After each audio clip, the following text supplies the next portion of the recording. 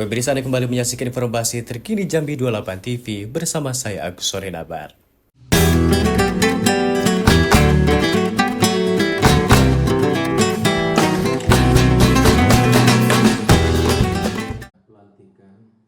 Pemirsa, Gubernur Jambi Al-Haris secara resmi melantik pengurus tim penggerak pembinaan kesejahteraan keluarga dan tim pembina pos pelayanan terpadu Provinsi Jambi masa bakti 2025-2030.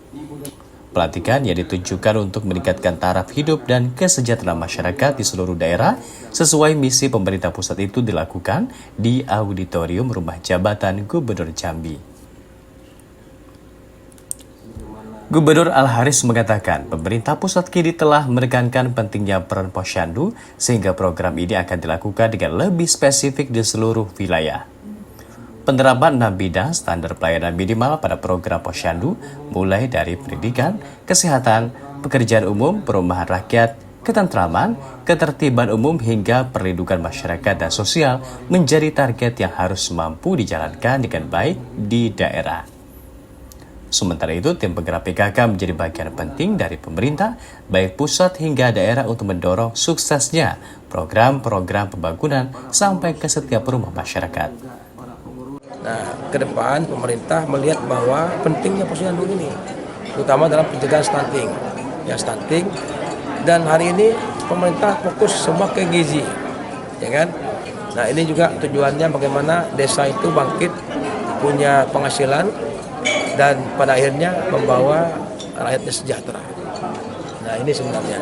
Karena itu perlu tim penggerak PKK dan Satgas ini adalah perpanjangan tangan saya di situ. Perpanjangan tangan pemerintah provinsi di masyarakat yang bisa melihat, memantau, membina, membimbing, bahkan juga mengeksekusi manakala ada hal-hal yang penting di masyarakat yang perlu kita intervensi bersama-sama agar ke depan kita punya masyarakat yang di desa-desa itu kehidupannya baik, sejahtera, sehat, anak-anaknya juga sehat dan cerdas. Ketua TPPKK dan Ketua Tim Pembina Posyandu Provinsi Jambi Hasnidar Haris mengungkapkan mendorong keberhasilan posyandu di daerah menjadi sangat penting karena akan merupakan indikator kinerja pemerintah, memaksimalkan kerja bersama untuk menyelesaikan persoalan-persoalan yang ada di setiap wilayah melalui program posyandu dan TPPKK.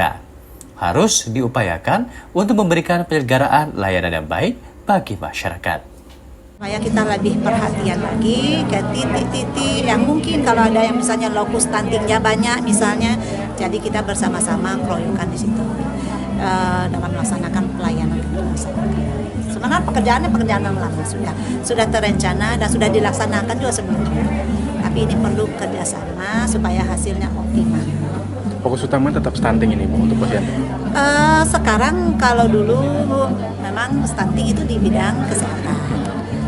Tetap di bidang kesehatannya tetap, tapi ditambah lagi bidang lainnya tadi. Maka 6 standar minimal itu tadi, pendidikannya, kemudian baru kesehatan. Kemudian kan kesehatan, pekerjaan umum, perumahan.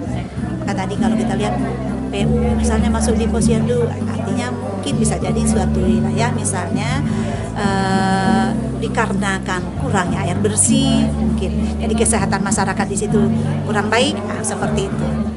Ketidakberhasilan program posyandu di daerah bisa berdampak negatif pada tolak ukur penilaian kinerja pemerintah daerah, baik provinsi maupun kabupaten kota oleh pemerintah pusat.